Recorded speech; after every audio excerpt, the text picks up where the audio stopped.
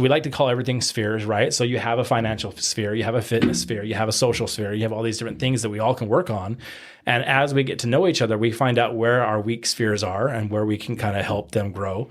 And those are the kind of retreats that we plan based on what the majority of the men are looking for.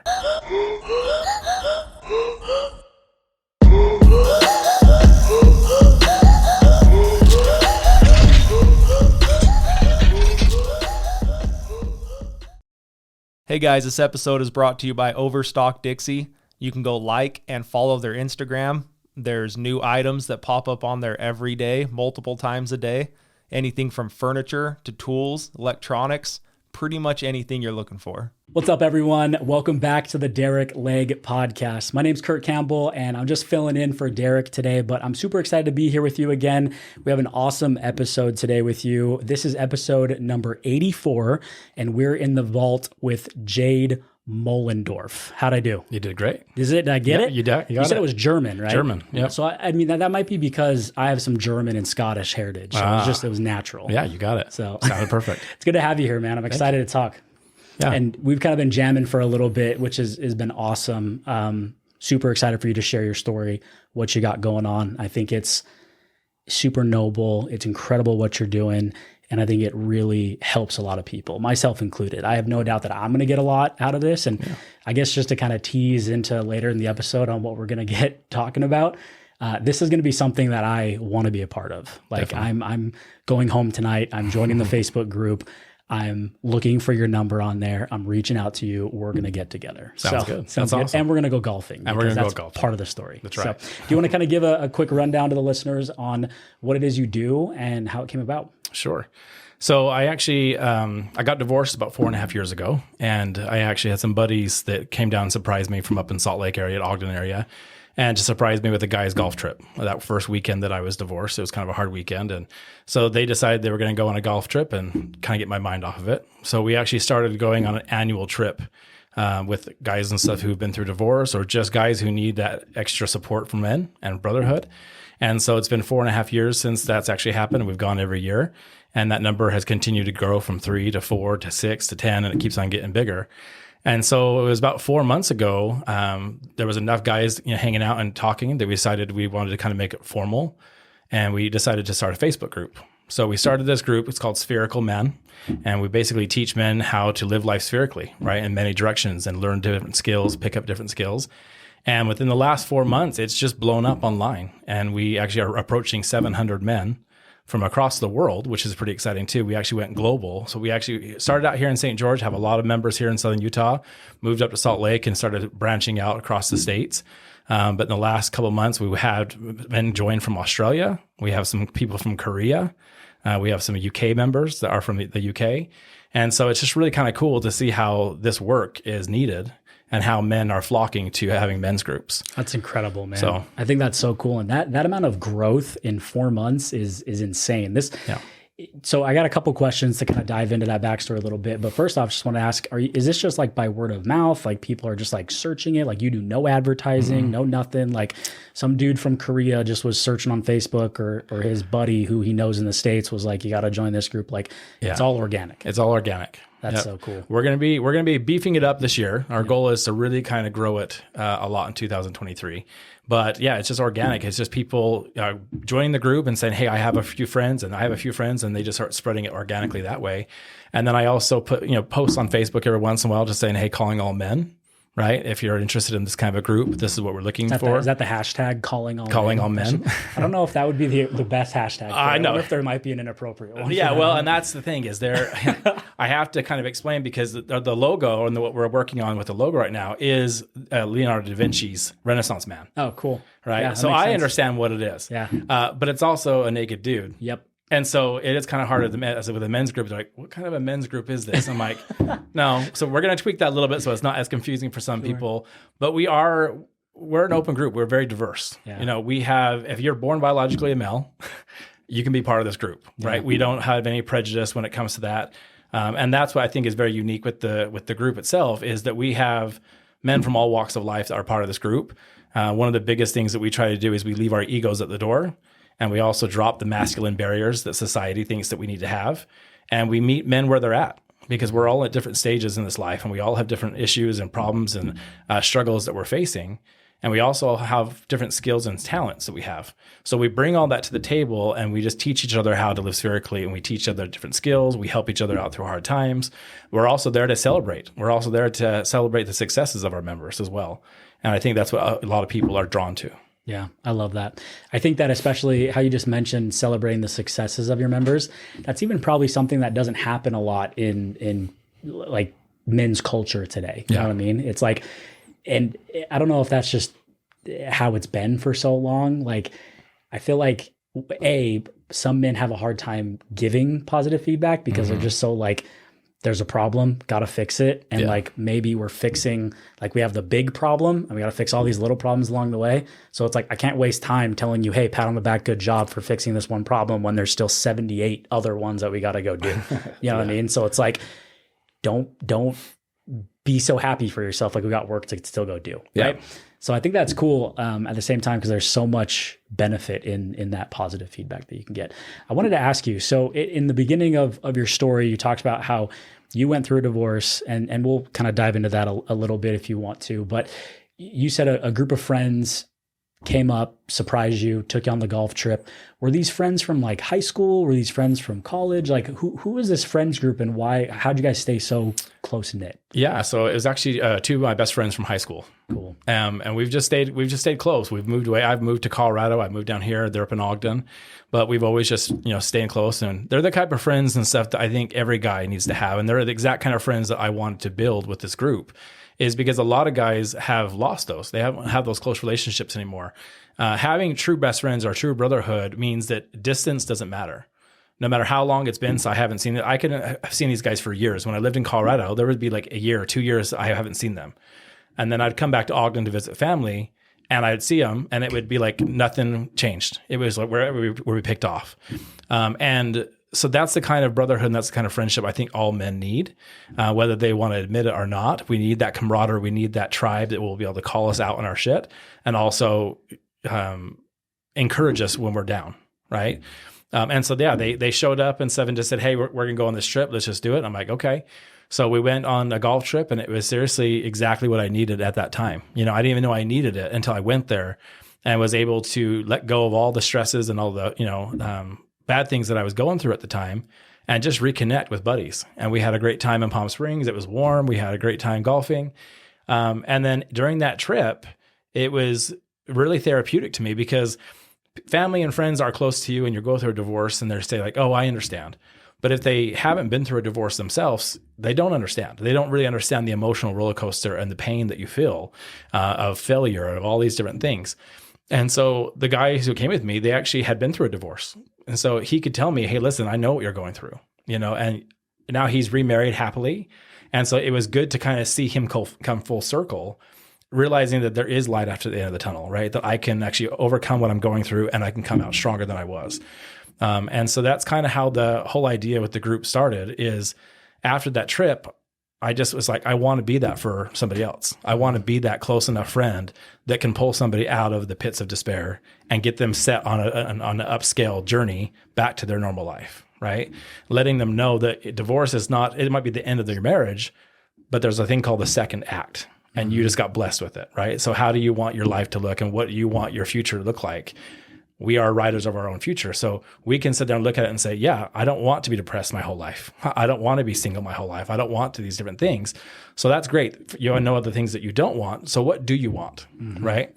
And then once you make those clear intentions in your life and you figure out, okay, I want to, start a men's group, or I want to run this business, or I want to do this, it gives you goals. And men, we're very goal oriented. So if you're stressed with something, if you can find yourself a new hobby, or you can find yourself a project and work on that, it really kind of helps you get through some tough times. I love that. And I love the way that you just described that too. You said something that really stuck out to me. And I think a lot of listeners will also hear this is like, just even those guys, like getting you out of your environment and like even getting into Palm Springs and just reconnecting with those buddies, like that being what you needed, even though you didn't really know what you needed. Mm-hmm. It's like, I get that. We've talked about even before we started recording is I'm divorced. I've been divorced for a couple of years, and it is a level of like when you talk to someone who's been through it, you understand that they do understand. Like they understand like you explained it, the roller coaster of emotions that you go through, right? Like I remember when I like first went back to work after like, being divorced, and we also talked about some of the other things that I went through during that same time. And so many people came up to me and they're like, wow, how you doing? And it's like, you kind of think like, how do I answer that? Right. Yeah. Like it's such an odd question because you're like, I'm here, like, right. But I'm still just kind of in this weird, numb, going through the motions kind of feeling. Yeah. But one thing that I would always said that really helped me is I'm like, you know what? Like, yeah, it sucks. It's hard. Like every day's a little different. My emotions kind of fluctuate throughout the day a little bit. Like sometimes I think about it and get really sad and depressed again. And other times I'm like, you know what? I'm okay right now. Like I'm using those times to kind of like steer my ship. You know what I mean? Yep. But one thing I always said was, but I am super grateful for amazing family and friends that are here to support me. Yes. Right. And that was like my safety net. That was like my life raft. And it almost was just like, I was saying it because like I meant it, but like just saying it more and more and more is like, I was saying the thing that I was grateful for. And that put me in a mental space of gratitude. Yes. You know what I mean? And it's just crazy. So I want to continue on that path a little bit. So you go on this trip with your buddies, you're there. Was it at the trip that I think you kind of explained, like, you're like, I want to do this for other guys who are going through the thing, like how these guys were here for me. Like you had the calling, like I want to do this for other guys. Plus you mentioned you have the entrepreneurial spirit. So you already have like the mode where like, I can start something, I can do something with this. Kind of walk me through the process of how that, like from the vision to first steps to what it is. So exactly. So we're on the trip and we don't know if I actually vocalized it to my friends, but just sitting back and listening to them, and we're gathered around the fire pit and we're just laughing. We're out by the pool and I'm looking around at my friends and I'm just thinking like, you know what, this is what life's about, right? This connection, this, this camaraderie and stuff that you have. I can do this for other guys, right? I'm really lucky. And like, just like you said, I live in this, thing of gratitude at that moment that I'm like, look at these friends that I have, right? They didn't have to come and grab me. They didn't have to come on this trip with me, but they knew that I was struggling. They knew I needed something that my family couldn't give me.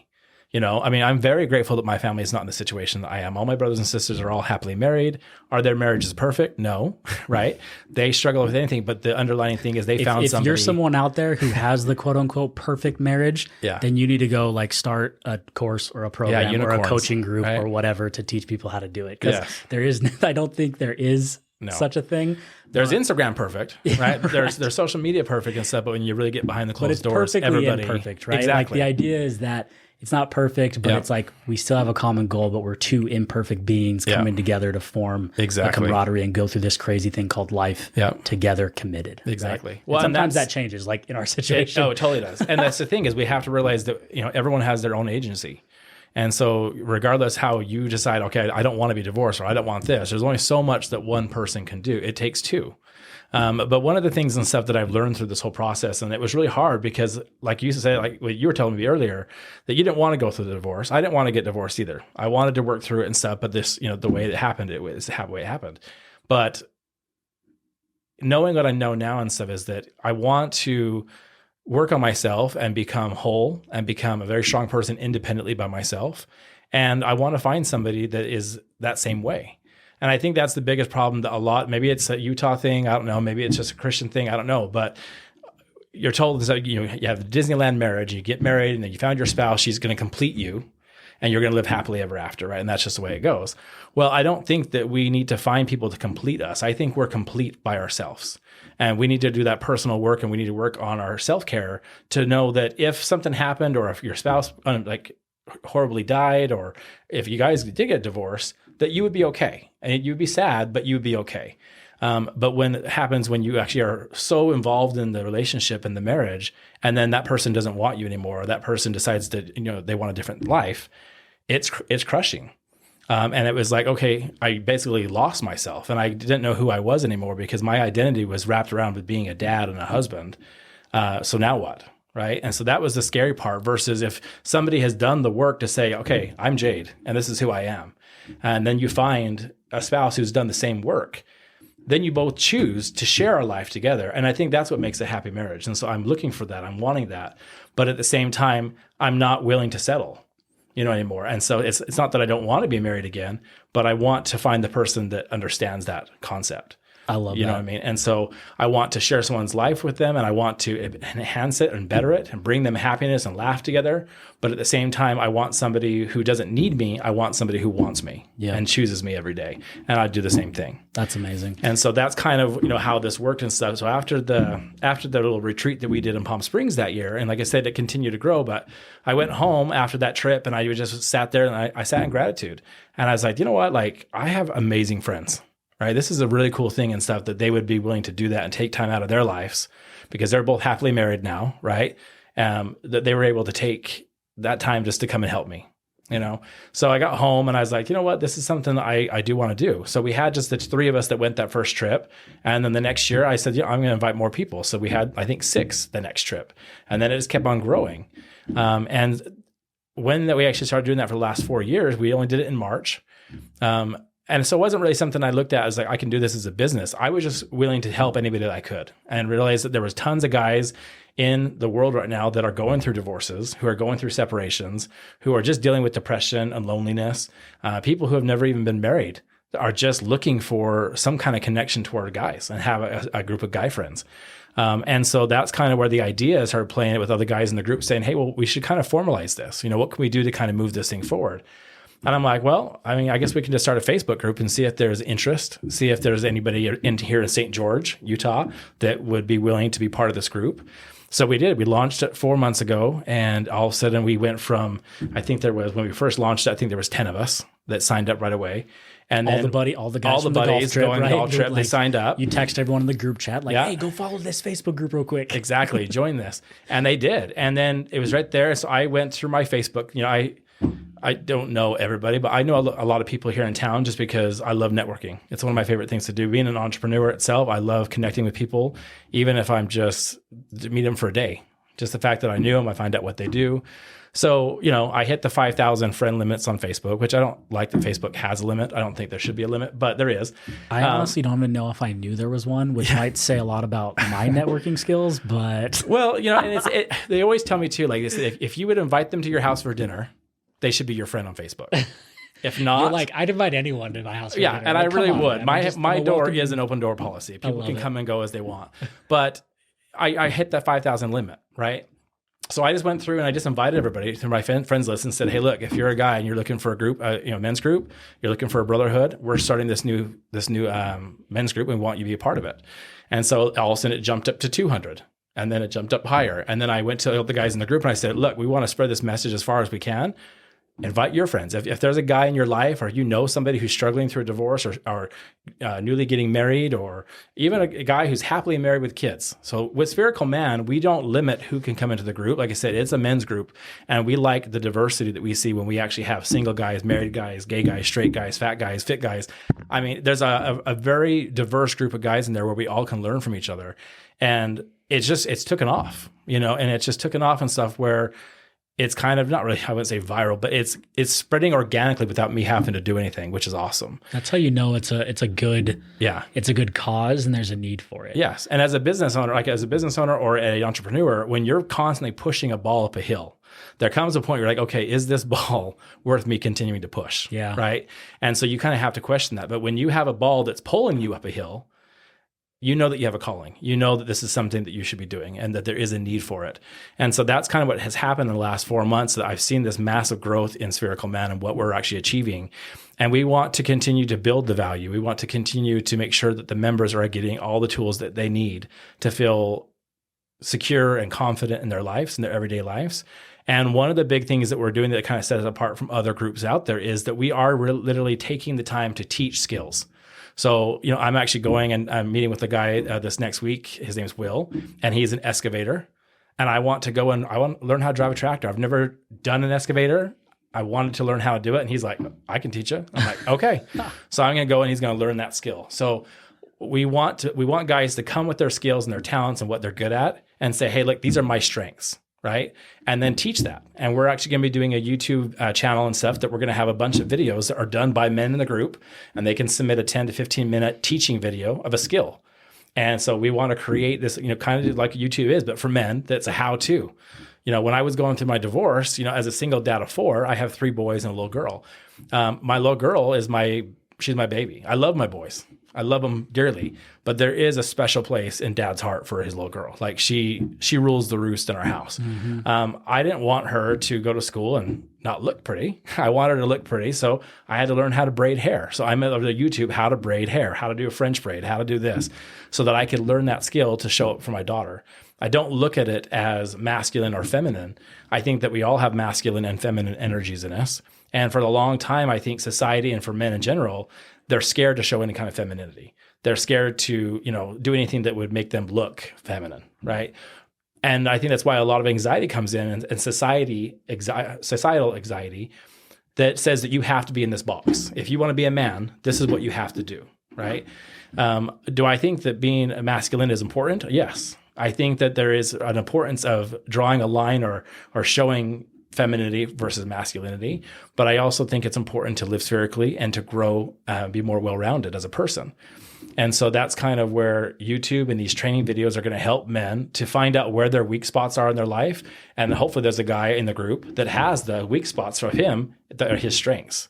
And then he can watch a video, he can jump on a call with that guy, he can meet him up for drinks and say, hey, can you teach me this skill? I don't have it. That's so cool. So that's kind of what we're kind of leaning for in 2023, is to create not only a podcast series that we'll be launching hopefully in the next couple of months that we're working on, but also our YouTube channel where we can have men from all over the globe submitting videos and stuff to teach the skills that they want to the other guys in the group. That's great. I think you have such an awesome vision for what you have for this group too. I think it's really cool to see, even in that quick kind of synopsis of how it started and what the vision is for 2023, is you can see how it's grown and how, even like you said, organically, and how that creates like more need and like, oh, it'd be cool if we did this. It'd be cool if we did this because we have more reach and we have more, and all of it really is rooted in the value and the benefit of creating the men's group, like having the brotherhood, right? Yes. Being there together. I think that's so cool. A couple of things that I want to touch on that you said were, I love it. And first off, so the Facebook group is called Spherical Man. Okay, cool. Sounds good. Just want to make sure. I don't think we said that earlier on, so I want to make sure people can find it. Everything. Spherical Man. Yeah. Love it. So yeah, you talked about a guy being spherical, right? Being balanced in his life. And that's the balance between masculine and feminine, right? And it's like, I think what's so cool about that concept, because I'm very similar. I'm not the manliest manly dude out there. So I grew up in Los Angeles, California, moved to St. George, Utah when I started high school. And in California, like I didn't grow up in a family that we went camping, we went whatever, like that didn't exist. Yeah. Right. So like when I moved to Utah, everyone's like, they go hunting, they go fishing, they go whatever. And I'm like, I've never been hunting in my life. I've barely shot a gun, like just all that stuff. Right. So the gender specific of like masculine and feminine, I think that line is more blurred than we think. Now that's to say that I think there needs to be balance in the individual, but also balance in the macro side of it. Right. So it's like, it's almost, and this is my opinion, I'd be curious your thoughts about it. My opinion is like, I can choose what my balance means and how I want to be balanced in things, but someone else, their like balance might be heavier lean towards the size of masculine versus feminine, which is fine, because guess what? There might be someone else who leans more to the feminine than the masculine, but maybe their partner, if they are married or whatever, like takes on the other side and their partnership works. Yep. But that creates a balance amongst the community of all of us. Exactly. Right? Like, it's like, if I'm just like, no, all men need to be this way and all women need to be this way, like that's not, like that doesn't create a good balance when you're just trying to enforce that on other people. Am I explaining that okay? No, you explained it perfectly. And that's exactly what we're trying to teach and stuff, is that when you show up in the group, we meet you where you're at. This is not me saying, okay, you're a member of the group. Okay, let me take an assessment of who you are and what you're doing, and I'll tell you what you're doing wrong. That's not what this group's about, right? You show up in the group and you explain who you are, and you start having those one-on-ones with men in the group. You do an intro, and we kind of find who you are organically, right? But we love and accept you as is. Now, what's cool about having a men's group versus, I guess, other groups and stuff is that men are pretty blunt when it comes to stuff, right? So that's what's cool about having guy friends and stuff that will call you out on your stuff and just say, no, dude, that doesn't make sense, right? And so they are going to push you out of your comfort zone to grow in certain areas that you didn't think that you wanted to or needed to. But the idea of being open enough and being spherical, right, is to be able to step out of your comfort zone and realizing that's where true transformation happens. I've never been hunting either. I don't think I've ever even killed an animal, even on accident. Like I swerve to hit squirrels. Like I've never killed an animal. Okay, hold on. I got to pause real quick because I'm learning that you and me are a lot, like we're really similar, which is really funny. You have similar stories in a sense. When I was married, right, to my now ex-wife, she's from a smaller town called Monticello, Blanding, Utah. She actually grew up in Blanding, but she had family in Monticello and stuff as well. But anyway, so we would go to Lake Powell, and we were on a trip to Lake Powell, and I was asked to drive like the family, like Suburban or whatever, like her dad's or whatever, like Suburban back down to Blanding. And like we're driving down the hills of Lake Powell and whatever and heading towards there. And there's like, everyone's tired. It's been a long day on the lake, whatever. And there's like a jackrabbit that like ran on the road and I like full on swerve. And like, I'm in this big vehicle with like 8 people in it going, 50 miles an hour, whatever. Yeah. And like, everyone's like, whoa, what the freak? What just happened? And I'm like, sorry, I saw a rabbit run across the road. And all of them growing up in small town Utah are like, what the heck? Like, you're going to kill the rest of us for the rabbit? Exactly. That was like exactly what they said. Yeah. I was like, I didn't know. Like, I was just swerving out of the way. So well, anyways, it's not a bad thing, but that's exactly what I'm saying. And so growing spherically is like, I don't kill animals. I'm not naive. I'm not a vegetarian. I'm not naive to know that my food, it does get killed for me. It doesn't just magically appear in the grocery store. And so I'm not against hunting if you do it for the right reasons. I don't enjoy trophy hunting. I don't really get that sport. If you just want the head on the wall, I don't really agree with that. But I don't have to agree with it. That's what's wrong with in today's society is that you can't even agree to disagree. Like you always have to agree with people, and I don't believe that either. I think we all have our opinions. But I have a couple of friends who are hunters. And I told them, like, I said, you know what? It's not going to be my new hobby, but I will go hunting with you guys this year. But I said, but don't make fun of me if I kill a deer and if I cry. I probably will cry if I shoot the deer. You know what I mean? I'm like, I want to know I can do it. Because again, part about living spherically and growing in many directions is that you can do these different skills. Is it going to be your new best hobby and you're going to do it all the time? Maybe not. Maybe so. Maybe you'll find something that you're passionate about because you're expanding your talents. Yeah, right? Probably the best way to find out is to go and try is it. To go and try like it. I think there does need to be like, there's probably a lot of people out there and myself included, I'd probably say that you do too, but there's probably things where people are like, oh, I do this. And you're like, that does not even pique my interest at all. Yeah. Like I already know I don't need to try that. Yeah. But like, there are probably things where you're like, man, people who I surround myself with love and do this. And I love surrounding myself with them. Yep. So like, because I love them, respect them, like am grateful for them. Yep. I want to see if this is something that I like. Exactly. So, well, and when you do that, it just helps you. It helps the relationships that you have and that you've cultivated because it gives you another bonding point.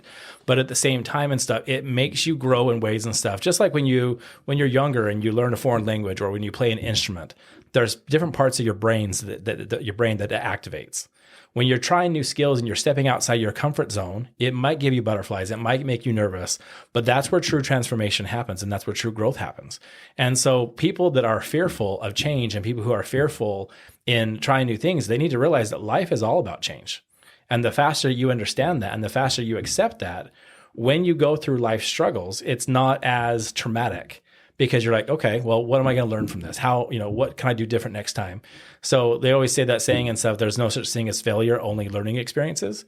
And that's, it's completely true. And especially with men, because men are typically and historically are conquerors, right? We're supposed to go out there and try and push the limits and grow in those different ways. And whether it's society or whether it's just the times or whatever, men don't do that as much anymore. And there is an imbalance and stuff, I think, in society right now. And we're seeing a lot of it in divorces, just because I think that women want sensitive guys, but they also want the masculine husband. They want to be protected. They want to have that person that's willing to protect and provide and all those things. Does it mean that you cannot ever show any emotion? No. But like we talked about before, I think it's important to be able to own your emotions. And there are certain times, if there's a death in the family, there's certain times that your wife needs some comfort, then yeah, you can cry with her, you can hug her and show her that you have those emotions. But then when it comes down to, moving forward or strengthening the family, it's also important that you have that masculine trait to be able to stand up and say, I got this, right? And so with the men in the group, and we actually have this all the time and stuff, which I'm really excited about, but we have some gay guys in the group as well. Obviously it's a different beast when it comes to them because it's different for them. But at the same time, instead of focusing on the differences, we really try to focus on our similarities.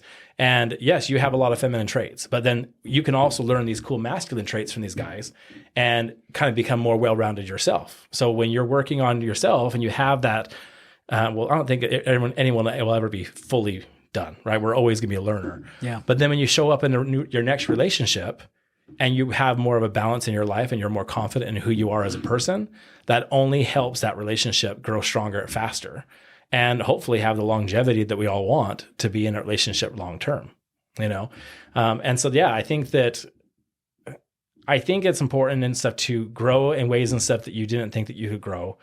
And then pick and choose, like you said, what you're saying. You can actually pick and choose the things that fit your life. And that's the only thing that you can do. I could sit there and tell you, hey, I think you should learn how to shoot. I think you should do this and this and this. But once you try it and you realize, you know what, okay, I can do it, but I don't want to do it anymore. It's not me. Or like you said, you'll try something and say, you know what, I can do that. That's actually pretty fun. And then it might become a new hobby, a new skill set. Such a good point. Yeah.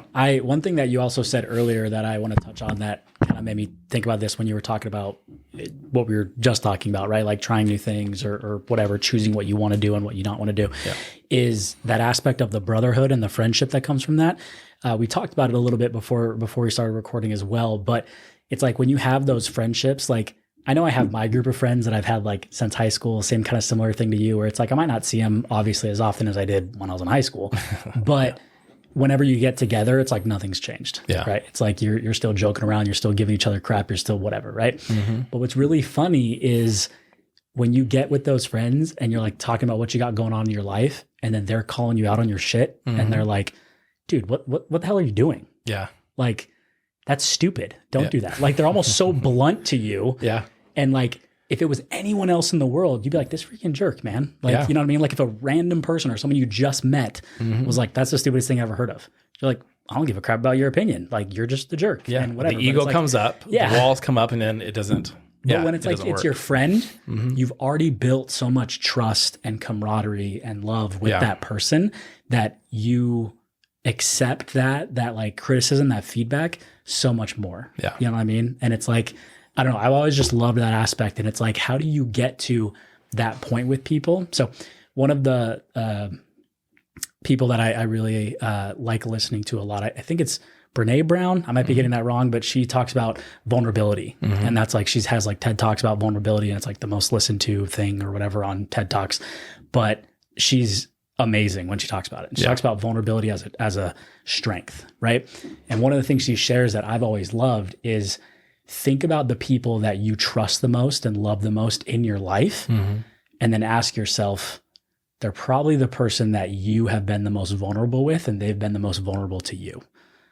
And like, that's not something easy to do. Like, that's not something you just like voluntarily give to people whenever you first meet them. Yeah.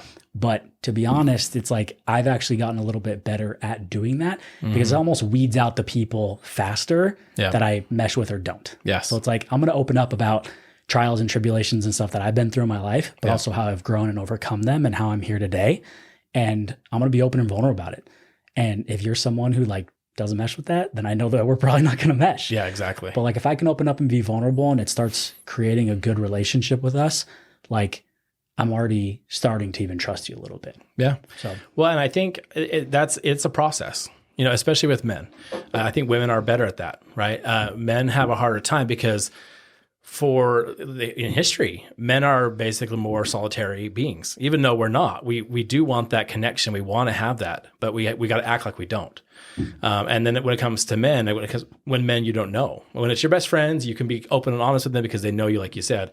But when you're coming into a new group like Spherical Man, there is that transition period where you're just kind of sitting back. You're listening to the different chats that are going on in the group, and you're listening to different people's comments. And sometimes and so I'll actually, if I know that there's someone who needs that topic, I'll reach out to them, like personally message them myself and just say, hey, what are your thoughts on that? Right.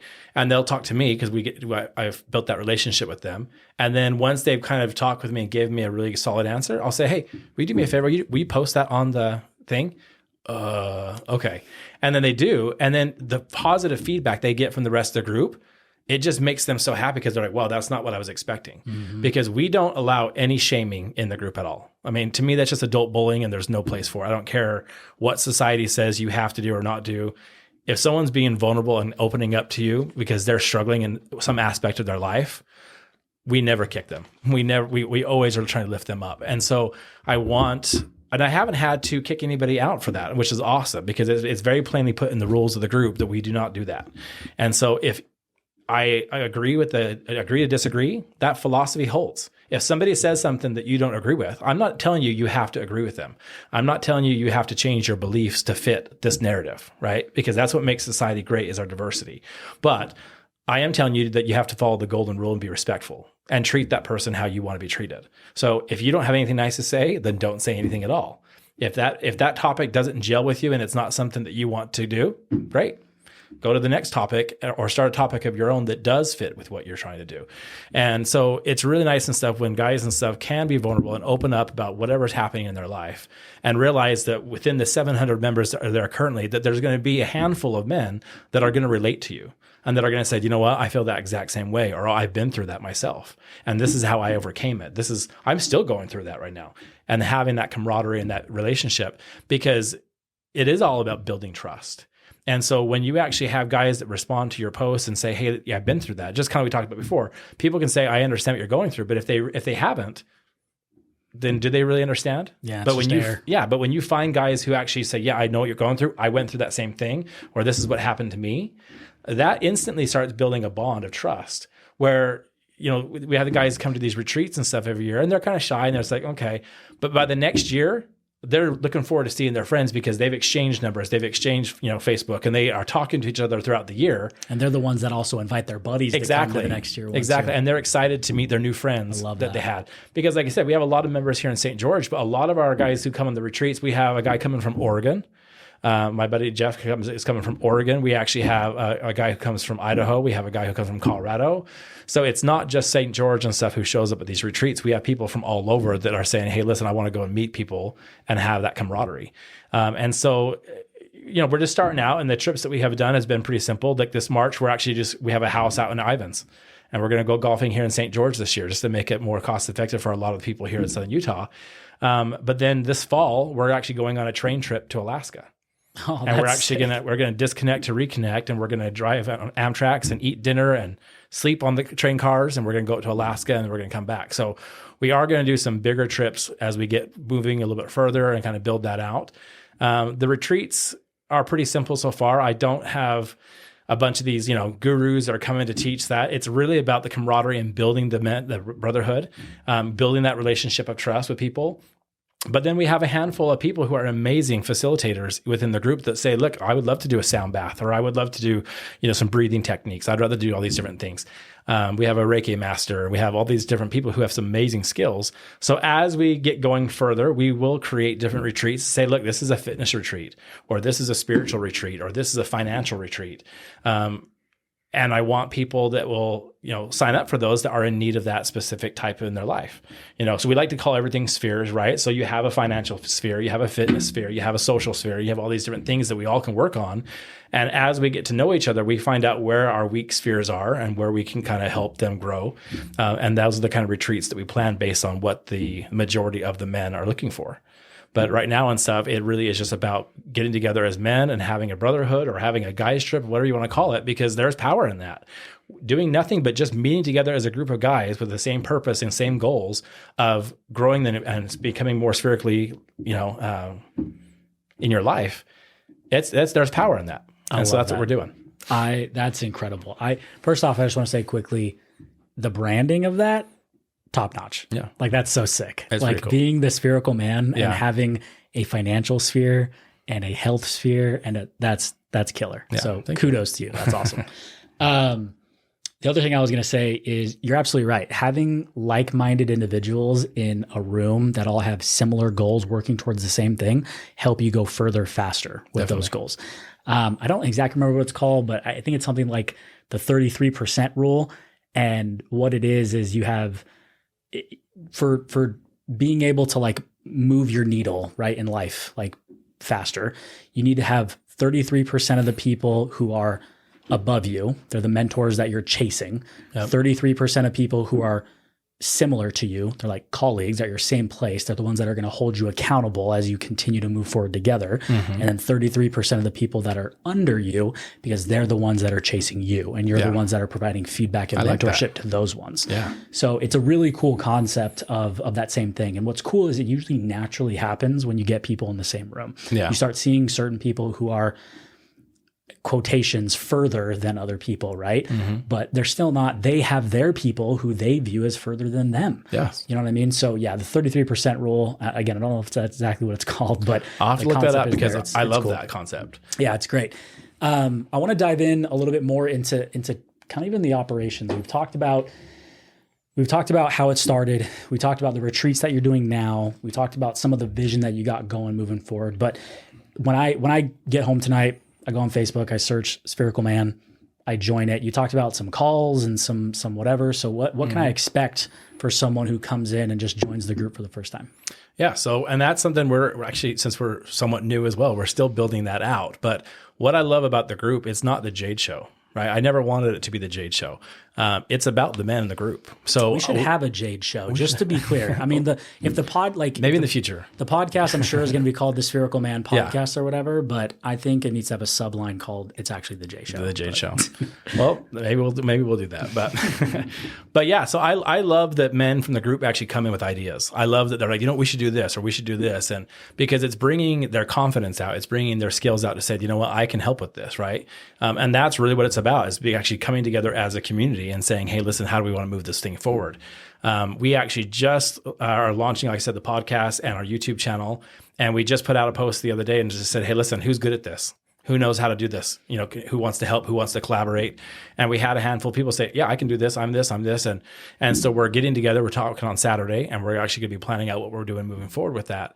But what we actually like to do, we do a weekly call. And we had it on Fridays, but we like to do, we're going to switch, I think, probably to Tuesdays, just because Fridays are kind of hard for people, especially the kids. But it's on different topics in those spheres that we talked about. So we will actually have one week, it'll be a financial sphere. And it's an open discussion, and people can come on there. But I do like to bring in quote unquote experts, right? People who are ahead of the curve that can come and say, listen, I know how to do this, right? So when it comes to the finances, we'll have a different financial planners, or we'll have some millionaires and stuff who are very successful in business who can come in and say, this is how I set my finances up, right? And then it's an open discussion for them to answer questions within the group. But also, if anybody has something or a win, or they have something that they're struggling with, it's a great opportunity for them to bring it to the group and kind of have a miniature mastermind when it comes to their finances about how they can set themselves up going forward. We have the next week, it's on spirituality, or the next week it's on physical fitness. There's, with the group, how it's grown as fast as it is, there is always somebody in the group who's almost an expert at it, right? So it's really great and stuff is that I can bring people in from within the group. I don't even have to bring people from without the group. I can just, put on the post, like, who wants to run this conversation? Who wants to run this, this chat? And people will message me and say, hey, I can do that. Great. So that's kind of what we're doing. We're doing a weekly call on Fridays. We're probably gonna move it to Tuesdays, and then we'll do the quarterly retreats. We are in the process of setting up different coaching practices and programs and stuff for people in the group. But I still am quite sure how we're going to set that up yet. I'm still looking at it. I like the idea of bringing in people that are very professional or very good at what they do. But one of the things with the podcast, like we were talking about just barely, is it's always about these people who are like really up here and people you can look up to. And I think that's very motivational. And I want to do that. And I want to interview some amazing people. But I also think there's power in that 33% rule. I love the fact and stuff that, we might interview a guy on the podcast that's just a member of the group. And he's just going through life and he's just, having successes. He's having some losses. But I want to talk about him and his journey and where he's at and where his goals are, because I really like the idea of bringing people in and making them feel a part of it, realizing that their voice, vote, and value does count. I think also relatability Yeah. is so crucial, especially in the podcast realm. Huge. So random side note, 2 random side notes. So there's another podcast that I listen to. It's called the Bigger Pockets podcast. It's a real estate investing podcast. So actually for my day job, I'm over operations. I'm director of operations for a program called the Real Estate Investing School that me and my buddy started. Okay. He's the visionary, the expert, retired at 25 from real estate investments, like ridiculous. Nice. And I handle all the operations for this education and coaching program that we do for cool. over 200 students concurrently. So it's pretty cool. We'll have to talk about, like you said, coaching stuff and how that course looks. stuff, because that's been my your bread and expertise. butter for the last however long. See, isn't that cool? I mean, that's what's cool about the group and kind of what happens when you network and stuff, is because when you are open to it, you meet people that are like, hey, that's my expertise. I can help you there. This was literally like a real life story of where you were like, I put in the chat, like, who wants to run this meeting? And I will. And it's like, now you and me just had that in real time. Exactly. And that's so important. Yep. So yeah, on this, just a note on the podcast thing, which is really cool, and I've always thought this was so cool, is the Bigger Pockets podcast is the original one that they do is one of, if not the biggest listened to and downloaded real estate investing education podcast on the planet. Wow. They've now branched out into creating a market podcast that the OG podcast is still from Bigger Pockets. So now there's the Bigger Pockets market podcast, Bigger Pockets finance podcast, Bigger Pockets rookie podcast, like all these branches of the system, right? They always talk about how the most listened to and most downloaded episode on the Bigger Pockets podcast that has been going on for years is this random lady that they had on from South Detroit who just told her story about like being a single mother, having kids, and how real estate like changed her life, and how she got into it with very little, if no money, right? Like made it happen, built it herself, bootstrapped it, just figured out how to do it, worked hard at it, and built this life for herself and her kids, and how she's still going. So they just recently had her back on a couple weeks ago, and they even like shouted that out. Like, your episode is still the most listened to episode we've ever had. And they've had like gurus and experts and like people who are worth millions and millions of dollars on their podcast. But that level of relatability is amazing. It's so cool. Well, and I think it makes it real for a lot of people. I mean, there's some amazing gurus when it comes to fitness. So I'm actually right now currently on my fitness journey. Just started. I was the heaviest that I've ever been a year ago. I think 240. Well, you'll look great, by the way. So for those of you listening, just pop on the YouTube video of it right now. Tell him how good he looks, because he looks great. So I'm still working on it and stuff. But I had a struggle because I love food. I'm a foodie. And I always eat like it's Thanksgiving, right? I don't like leftovers, so my kids know if they can't finish something, they pass it over to dad, and dad eats it. And so I've had to change my mindset when it comes to that. But I've always kind of struggled with that because I would start a diet and then I just would give up, or I'd start a diet and I couldn't figure it out. I didn't want to count calories and do all these different things. And I've listened to all these amazing, fitness people who are given really great advice, but they've always been fit. They were the high school athlete. They've always been in the gym. They always had that body. And so I just didn't relate to them, right? And I'll give a shout out to my buddy Jared Hallgren here in town with St. George Mobile Massage, but he's actually one of my best friends here in town. But he's inspired me so much because Jared was a normal guy. 2 years ago, Jared was probably my size, maybe a little bigger, right? And within the last 2 years, he started the program, and now he's the Hulk. If you know Jared Hallgren, he's amazing, right? And his dedication that he put toward his body and to his physical fitness has been such an inspiration to me because it was relatable. Because I saw that he was where I was at, and I saw that he struggled with the same things that I struggled with. He wasn't a gym person, but he had to learn it all. And I always tell Jared when he's like, "Oh, you can do it, Jared." I'm like, "I know, I'm just not a gym person." And he's like, "Well, who is a gym person?" A gym person is someone who goes to the gym. So you can be a gym person. And he's like, most people that are in the gym, especially the big bodybuilders, they're not even paying attention to you because they're so focused on what their goals are and what they're trying to achieve. So this mental block that a lot of people have when they go to the gym and like, oh, I don't think I can do that because so-and-so's going to be watching me lift up a lot less weight than them. And that's embarrassing. And Jared was always like, they don't care. When I go to the gym, he's like, I put on my headphones and I just zone out. I'm doing what I'm doing because I only have an hour to 2 hours to do my workout before I have to go back to work. And so it is awesome to have that relatability when it comes to podcast people, where people are everyday normal people who are achieving great things. And then eventually when they become the experts and the gurus, that's awesome to have them back again. Like you were just saying, how they had the lady back after so many years. And then people can relate to her even more because they're like, that's awesome. Now I'm looking up to her because she was where I was. And now look at her. I want that. I've been thinking about this concept a lot because it has to do with what you talked about with like being a gym person or a gym goer and like the mental block that you have where it's like, I'm not that person. And like the other people that are there are going to like look at me or judge me and I don't want to like ruin their stuff and whatever. And it's funny because the people who are the gym goers would say like, they don't freaking care. Like I'm a gym goer and they don't care. Right. Yeah. Meaning your buddy, right? He probably says like, I'm a gym goer and I don't care when people who aren't go. Right. Yeah. And if you are one of those people, it says a lot about your character and you need to check yourself. Yes, like exactly. That's not okay. Yeah. Right. And so my son is on the autistic spectrum. Mm-hmm. So I used to avoid taking him to the grocery store because if he like saw something he wanted and I said no, it was meltdown city. Like it was game over, right? Like screaming, yelling, and it was hard. And I was so embarrassed. I was like, man, I'm ruining all these other shoppers' day. Like they're looking at me. They're thinking I'm a bad dad. They're thinking I'm a bad person. Like they think I'm not even his kid. What if they freaking called CPS? Like what if they think I'm stealing him? Like all these things went through my head. And what's really, really funny is then I had to check myself where I was like, when I went to the store, I was by myself or my son was with his mom now. And I hear a child crying or whatever. I got very aware of what my thoughts were in those moments. And they were like, man, that's hard. Yeah. Like part of it's probably because I've been through it, but I even think back, like even when I was in high school, college or whatever, and like you see someone struggling with that kind of stuff, you're kind of like, man, they're really probably doing their best. Like I don't think anyone wakes up in the morning and says, I want today to suck. I want to have a bad day. I'm going to intentionally just be a freaking jerk and just like hate people. There might be some out there, like I'm obviously speaking for the majority, but I think everyone wakes up and says, I'm going to try my best. And granted, I think that best fluctuates throughout time, meaning like my best today might be 60%. My best the next day might be 30%, but I'm still going to wake up and try and give it to my capacity. Yeah. So anyways, that's just me saying like, when I would look at those people and not think, wow, they're a bad parent, while they're struggling or while they're whatever, like if their kid was screaming in the grocery store, it's almost hypocritical of me to think other people, like it's almost selfish to think that other people are thinking that about me. Yeah. It's like, no, they really don't. No. And if they are, they're just not people that you even want to be around anyway. Well, they're probably people that can't relate to you. Like I said, most parents are going to relate to that sometime in their life. So when they hear other parents struggling with their kids, they're like, I feel for you. Like, okay.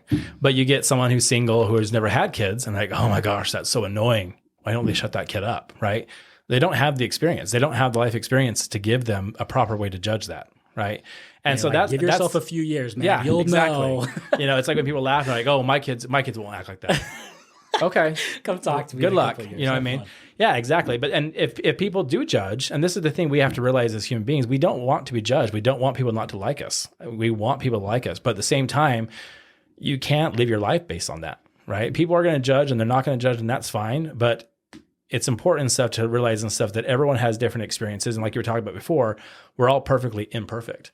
And that's what I tell my kids all the time. I don't want my kids feeling like they have to be perfect, because that's going to cause anxiety. That's going to cause depression, because they're not going to be.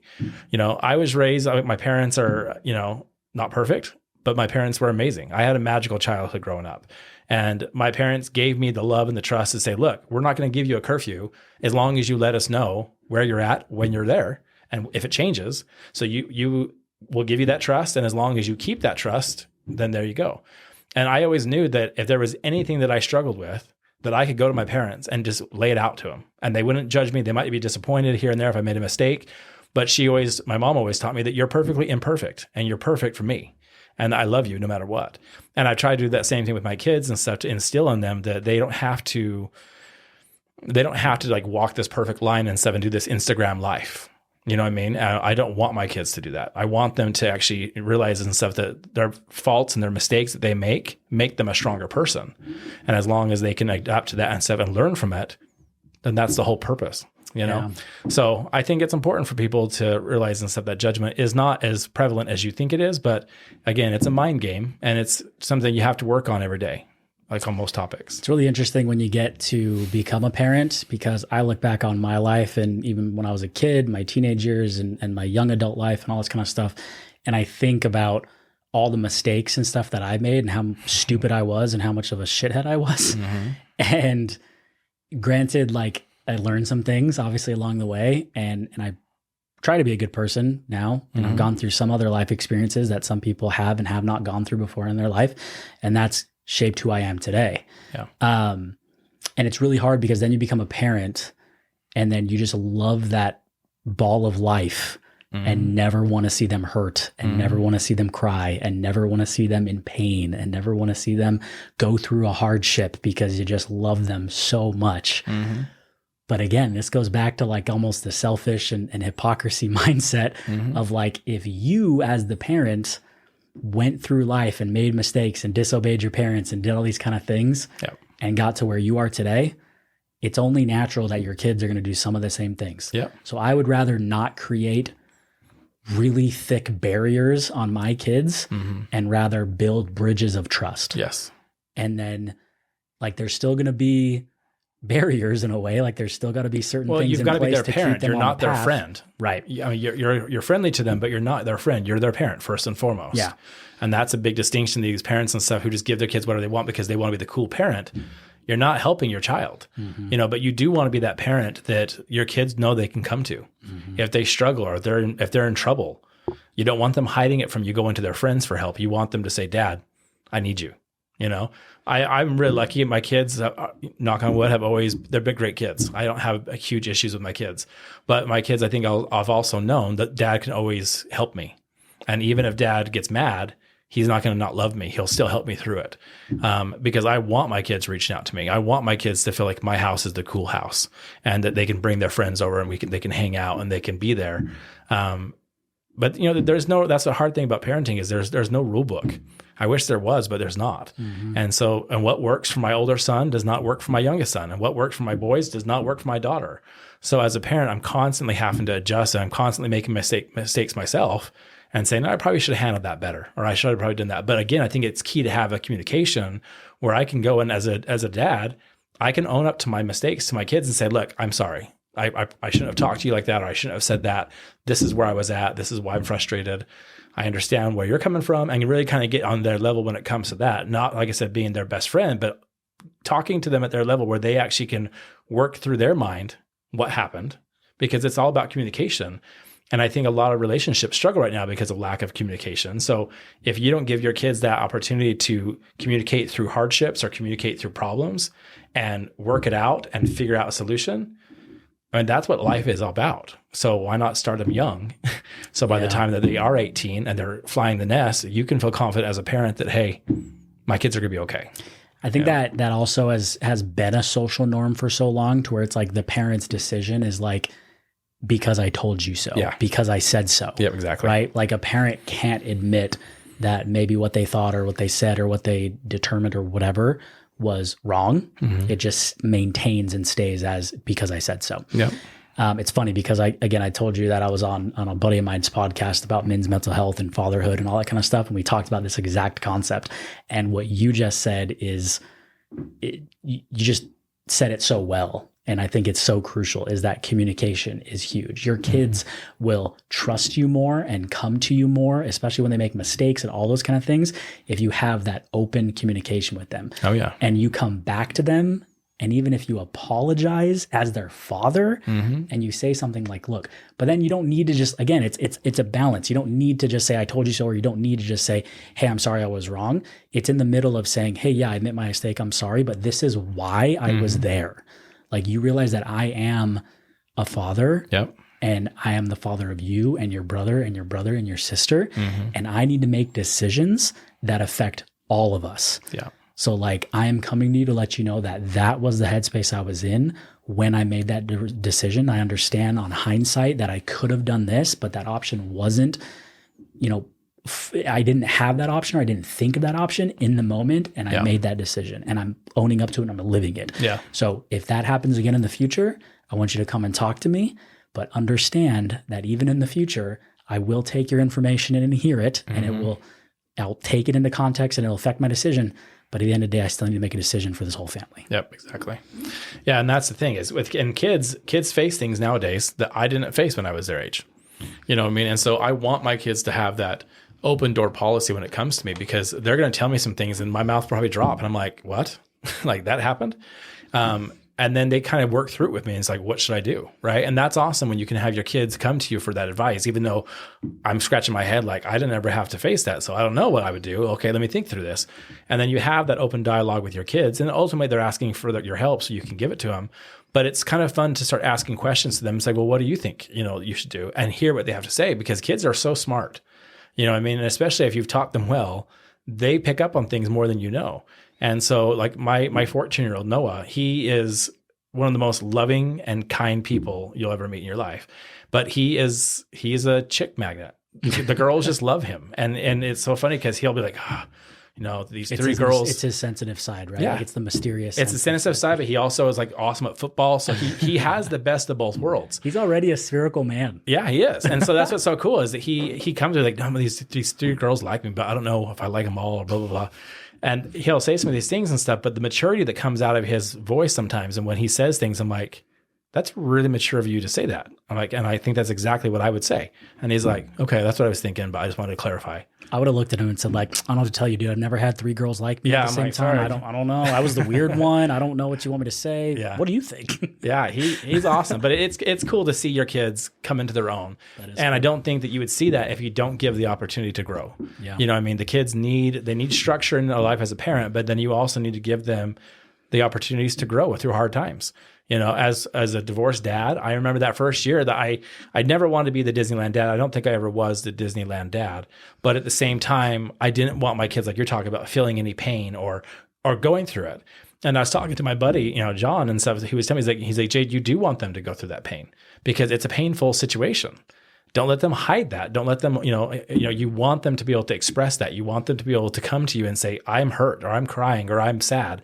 And then help them deal with those emotions versus what the world is saying that the guys need to do is hide the emotions. Don't show the emotions. Just tough it up. Yeah. Right? Hide and suppress them. Hide and suppress that. And then the guy goes crazy, ends up, doing something drastic. Yeah. And that's the thing we got to watch out for. It's really sad because I think because of the world and the culture and stuff that we live in is that we're so many different emotions and feelings and biological chemicals that come out of our brains can happen in the blink of an eye, which didn't always happen before. Yeah. Like you can go on Instagram and get a shot of dopamine in a second because you choose what you follow and see. Yeah. And it creates that sense of excitement and whatever. Yep. And then eventually that turns into, and again, that might be a topic for a different day, but again, it talks about addiction to where eventually there's like all the science behind someone who's addicted to like drugs or something.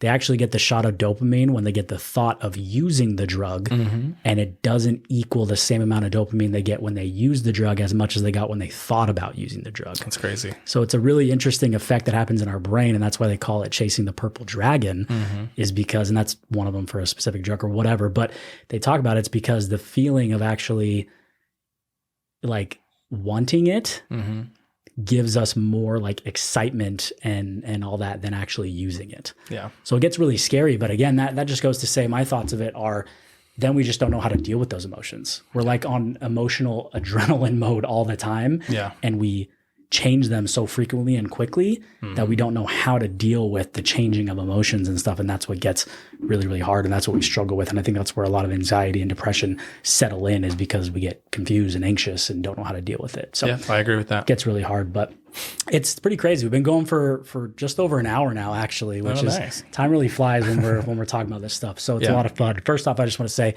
thanks again for coming on. I think your story is amazing. I think it's super relatable. I think what you're doing with Spherical Man is amazing and is going to help a lot of people out there. And I say people specifically because I think as it is dedicated towards a men's group, it in turn will help men and women and children alike down the road in the future, and who these people choose to surround themselves as they become spherical men. So that's the plan. I think that's amazing.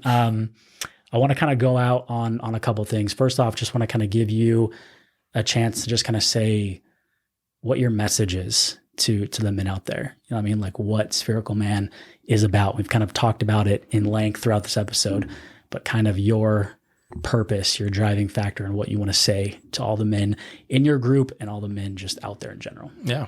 I think the biggest message I would, put out there and stuff is that you're not alone, right? Regardless what situation you're in, whether you're in dire straits, whether you're just struggling through some, things throughout your life, maybe you're just struggling and stuff that you don't have the friends that you used to have, the connection that you don't feel anymore.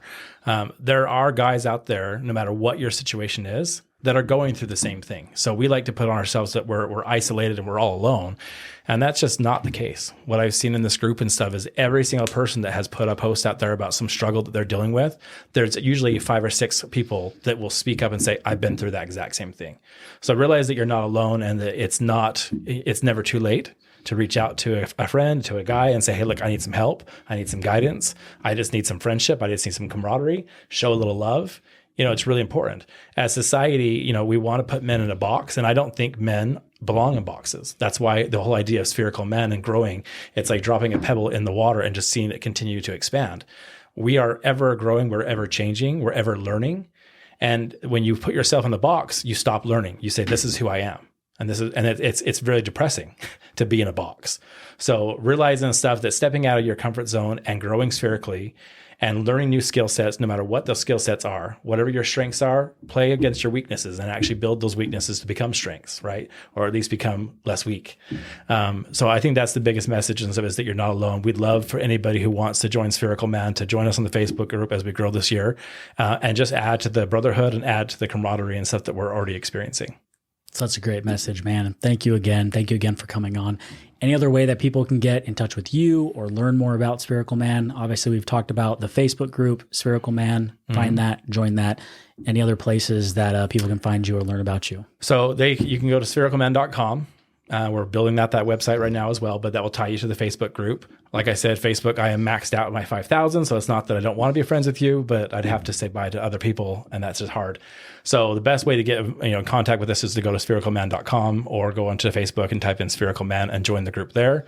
And my messaging is always open. So people can message me anytime with any problems that they have, as well as my cell phone is on my Facebook group as well. So they can call me if they are struggling or if they just need to talk or whatever we can do to help them. Love it, brother. Thanks again for coming on, Jade. This has been amazing. I've learned a lot. I know this is benefiting a lot of listeners out there. So again, thank you, man. Yep. And thank you for what you do at Spherical Man. Seriously.